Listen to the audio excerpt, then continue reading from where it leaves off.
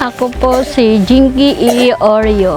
Ang naranasan ko po sa tulong ng GoFeed, yung mga bata na marunong silang kumain ng gulay at marunong din sila sa kapwa-tao sa kanilang kapwang nag-GoFeed din. Simulan mo nagkaroon kami ng GoFeed dito sa may area namin sa Santo Domingo.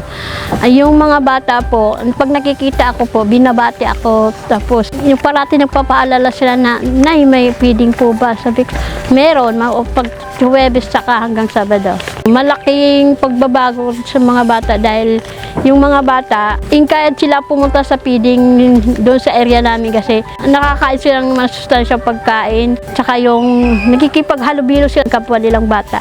Kaya gusto kong mag-volunteer sa GoFeed Philippines kasi kasali yung tatlong kong anak. Gusto ko din tumulong para makita ko din kung kumakain ba sila ng gulay o hindi.